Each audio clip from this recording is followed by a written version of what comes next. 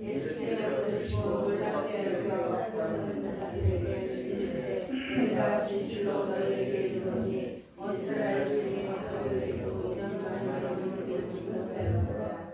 또 너희에게 이르노니 동서로부터 많은 사람이 이르러 아브라함과 이삭과 야곱과 함께 천국에 앉으려니와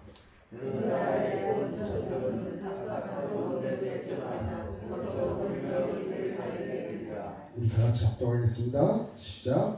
예수께서 백부장에게 이르시되 가라 내 믿음대로 될지어다 하시니 그 즉시 하인이 나오니라. 아멘. 예, 오늘 이 말씀 여러분의 삶 속에서 그대로 이루어질 줄 믿으면서 말씀을 나누는 시간을 갖도록 하겠습니다. 이만한 믿음을 가졌던 백부장. 어느 방직 공장이 있었어요. 방직 공장이 뭐 하는지 아시죠? 실 이렇게 짜는 그 공장이 있어요.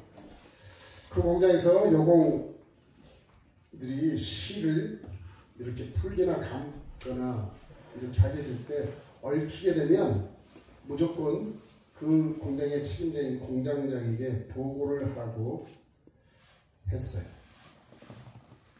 어느 날 작업을 하던 중에 한 여공이 열심히 하고 있는데 그만 실이 얽혀버리고 말았습니다. 그것을 본 여공은 대수롭지 않게 생각했어요.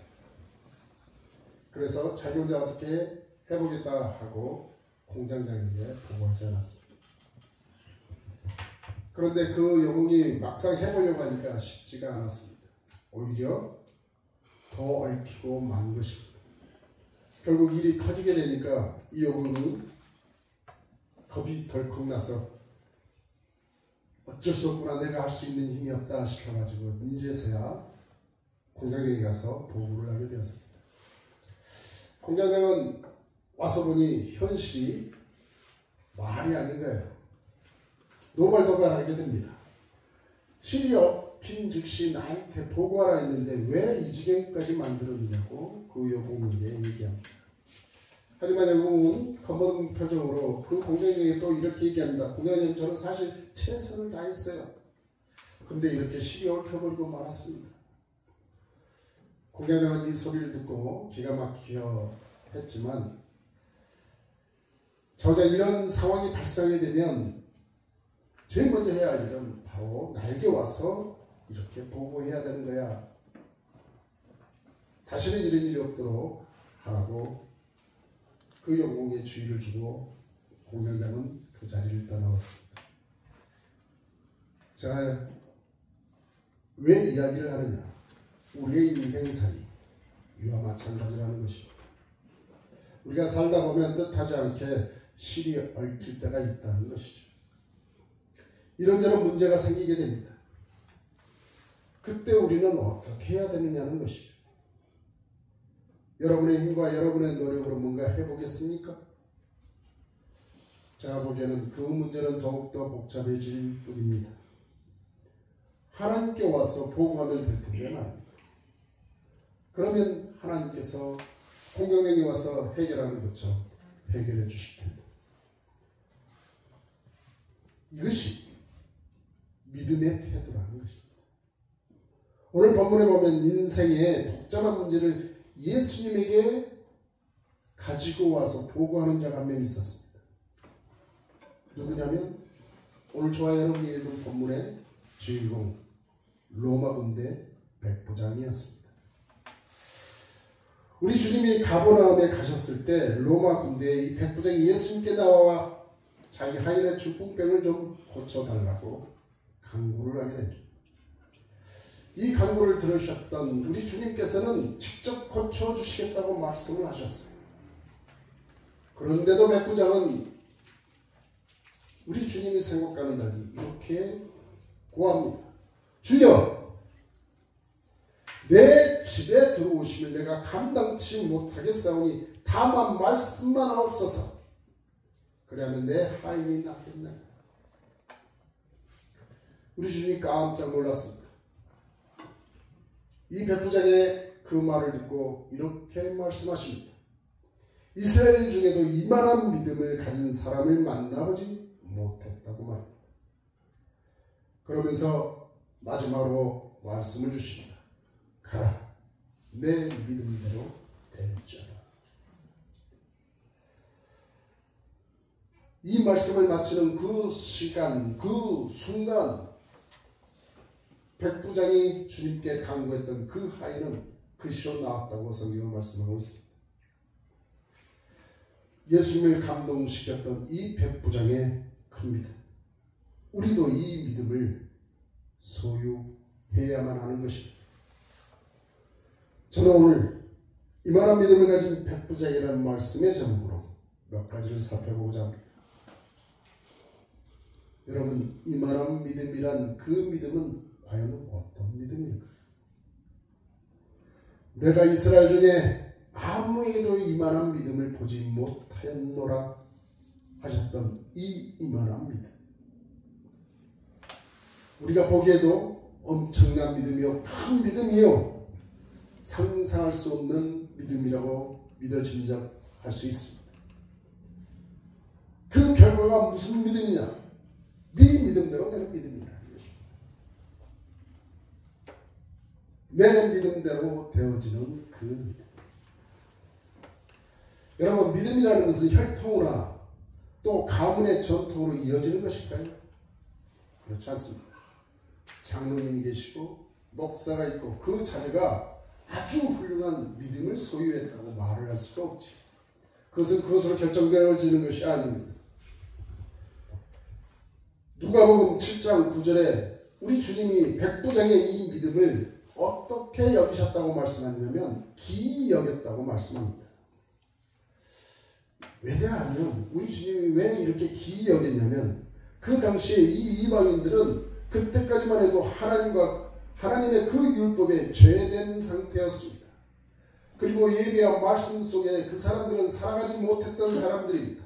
그런데도 이방이었던 이 백부장의 믿음이 주님을 놀라게 했던 것입니다. 큰 믿음이요, 위대한 믿음이요, 예수님도 놀라실 만한 그 믿음, 이 믿음이 백부장에게 있었을 때 하나님의 능력을 힘있게 되었다는 것입니다. 예수님의 놀라실 만한 그 믿음이 있을 때 백부장의 하인이 낫게 되었다는 것이죠. 믿음이 있어야 하나님을 기쁘시게 한다는 것을 저와 여러분은 너무너무도 잘 알고 있습니다.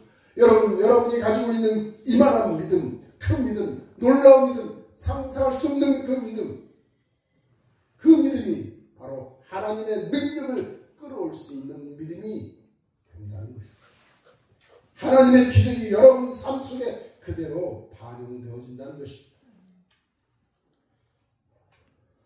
기적은, 우리에게 닥쳐질 그 기적은 바로 이만한 믿음을 가진 사람이어야 한다는 것이죠. 성경에 보면 믿음이 적음으로 예수님께 핀잔을 받은 사람이 있고요. 어떤 믿음을 가진 자에게는 우리 주님께서 칭찬하신 믿음이 있었습니다. 예수님의 제자들은 갈릴리 그 바다에서 바다의 풍랑을 만나게 되니까 두려워했습니다. 우리 주님은 그들에게 핀잔을 합니다. 이 믿음이 적은 자들아, 이 핀잔을 받게 됩니다. 또 베드로는 주님께서 바다 위로 걸어오니까 그는 주님에게 이렇게 요구합니다. 주여, 만일 주시어는 나로 이 물 위로 걸어오라 하게 하소서. 우리 주님이 그에게 명령합니다. 오라! 걸어갔던 그 베드로는 물결과 요동치는 그 모습에 그만 마음이 쪼그라들어 물속에 빠져버리고 맙니다. 이때 우리 주님께서 너는 왜 너의 환경에 그렇게 믿음이 적은 자로 전락해버리고 마느냐, 이렇게 핀잔을 하시고 왜 의심을 하느냐는 것입니다. 하지만 오늘 저와 여러분이 읽은 이 본문에 나오는 백부장의 그 믿음은 하인의 병을 고치기 위해서 주님께 나왔다가 주님의 이만한 믿음이라는 이 믿음으로 칭찬을 받게 됩니다. 주님 앞에 칭찬받는 믿음은 귀한 것입니다. 따라서 우리의 믿음이 얼마나 중요한지 모릅니다. 여러분이 바라고 원하고 하나님 앞에 구하고 싶은 그 복의 근원은 바로 이 믿음으로 출발한다는 것입니다. 큰 믿음을 가지면 큰 축복을 받게 될 것이요, 믿음이 적으면 적은 축복을 받게 될 것이요, 여러분이 큰 믿음을 가지게 되면 내 믿음대로 될지라는 그 믿음이 여러분의 삶 속에 이루어지게 되는 것입니다.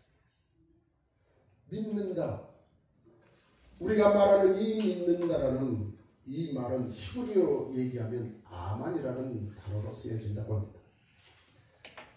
이 히브리 말로 이 말의 뜻은 뭐냐면 어린아이와 어머니의 관계를 뜻한다고 그래요. 어린아이는 무력하죠. 어머니의 도움 없이는 그 아이가 자라갈 수 없지요. 수술을 할 수 있는 게 아무것도 없습니다. 하지만 그 어머니의 품 안에 있으면 모든 문제가 해결되어지는 것처럼 우리가 가지고 있는 그 믿음은 엄마 품에 안긴 어린아이처럼 모든 것을 맡기고 의지하는 그곳에 있다는 것입니다. 오늘 우리 권사님께서 대표기도 하실 때 그 믿음에 대해서 기도하시는 거 보았어요. 여러분, 믿음에는 기본이 있어요. 기본. 첫 번째는 하나님을 창조주로 믿는 믿음이 있어야 합니다. 창세기 1장 1절에 태초에 하나님이 천지를 창조하시느니라, 이 말씀이 믿어지게 될 때 성경 66권을 다 믿게 될 수 있습니다. 두 번째로 성경이 하나님의 말씀임을 믿어야 합니다. 저와 여러분이 가지고 있는 이 성경의 모든 말씀은 하나님의 말씀이라는 것입니다. 성경은 우리 인간들의 사상이나 뜻을 적어놓은 그 작품이 아니에요. 하나님께서 사람들에게 계시해서 만들어 놓은 하나님의 말씀인 것입니다. 따라서 이 성경 말씀에는 생명이 있고 천국 가는 길이 적혀 있고 온갖 축복의 말씀들이 이 안에 다 있다는 것입니다. 그래서 성경은 의로 바로하기에 적당한 책이라고 얘기합니다. 복을 받는 그 길이 열려있는 책이라고 얘기하는 것입니다. 세 번째로 예수 그리스도가 나의 생명의 구주라는 그 믿음이 있어야 합니다.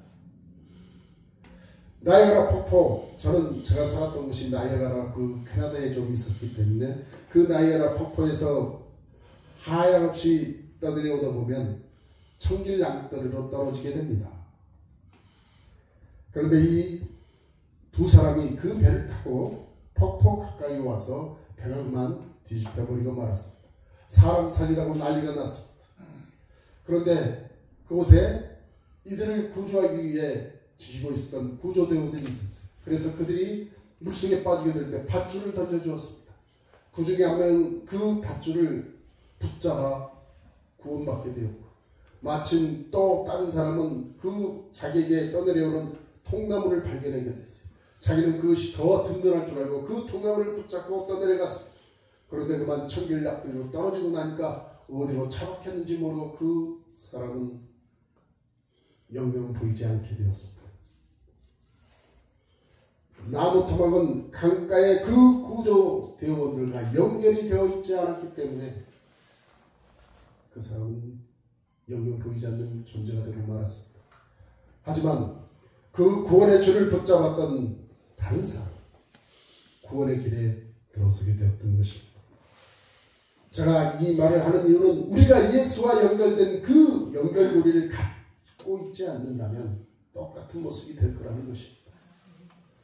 네 번째로 오늘도 변함없이 이 성령님을 인정하고 모셔드리는 믿음이 있어야 한다는 것입니다.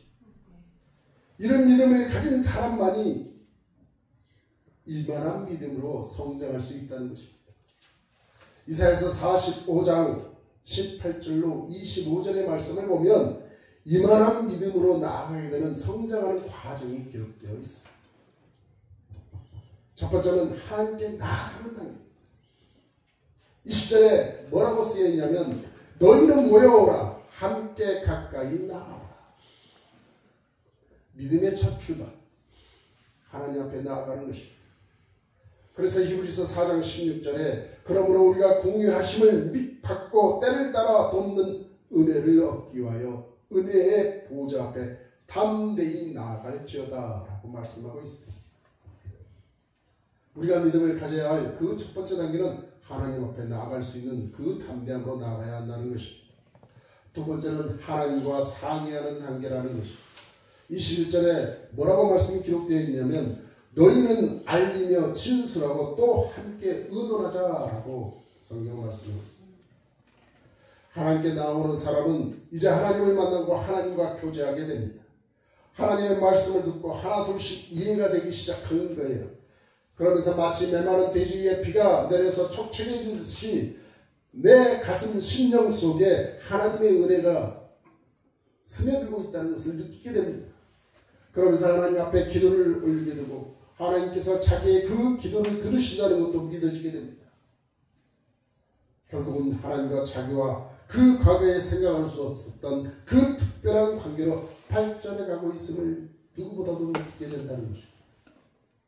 제가 보기에도 이제 하나님을 막 만나는 사람은 기도할 때마다 하나님께서 얼마나 은혜를 주시는지 몰라요. 그런데 목이 곱고 좀 뻣뻣해지면 내가 하나님 너무너무 잘 알아 하는 그 사람은 교만해져가지고 하나님의 그 기도를 응답을 받지 못해요. 왜? 하나님의 말씀 앞에 겸손하지 못합니다. 세 번째로는 하나님을 바라보는 단계가 된다는 것입니다. 그 말씀에 22절에 그렇게 말씀합니다. 땅끝의 모든 백성이 나에게 돌이켜 구원을 받는다고 얘기합니다. 하나님을 앙망한다는 것, 하나님을 바라본다는 것. 이것은 세상의 모든 것을 바라보는 것을 중단하고 사람 바라보는 것을 중단하고 하나님만 바라본다는 의미인 것입니다. 저도 그렇습니다.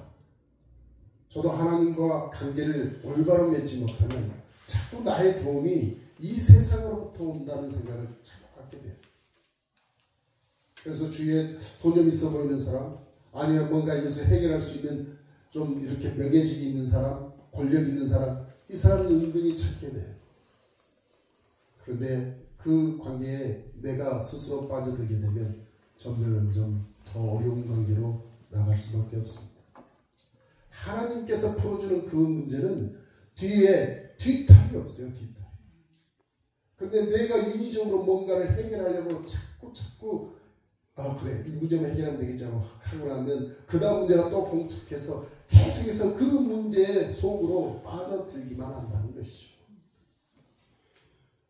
그래서 이사야서 40장 31절에 하나님께서는 우리에게 이렇게 말씀하십니다. 오직 여호와를 앙망하는 자는 새 힘을 얻으리니 독수리가 날개쳐 올라감 같을 것이요 다른 먹지라 하여도 곤미치 아니하겠고 걸어가도 피곤치 아니하리라. 하나님만 바라보면 여러분이 하는 모든 일들이 다 수월하게 해질 것이라는 것입니다. 쉬워질 거라는 거예요. 절대 어려워질 것입니다. 이제 네 번째로 하나님을 자랑하는 단계까지 이르게 됩니다. 25절에 이스라엘 자손은 다 여호와로 의롭다 함을 얻고 자랑하리라. 우리는 여기까지 나아가야 하는 것입니다. 이만한 믿음으로 나아가는 그 성장 단계는 하나님 앞에 나아가야 하나님과 상의하며 하나님을 바라보며 하나님을 자랑할 수 있는 그 믿음에 이르기까지 우리는 이만한 믿음을 소유할 수 있게 될 것입니다. 그렇다면 오늘 본문의 그 주인공을 우리가 한번 살펴봅시다. 오늘 이 본문의 주인공인 이 백부장은 이만한 믿음을 가지고 있었어요. 그의 모습을 우리가 살펴보면서 우리가 똑같은 은혜를 입기를 소망해 봅니다. 이 백부장의 신분과 그의 인격은 어땠냐는 것입니다. 이 백부장이 있었던 곳 가버나움은 분봉왕 헤롯의 궁이 있었던 곳입니다. 갈릴리 지방 사람들이 반란을 너무너무 자주 일으켰던 곳이에요.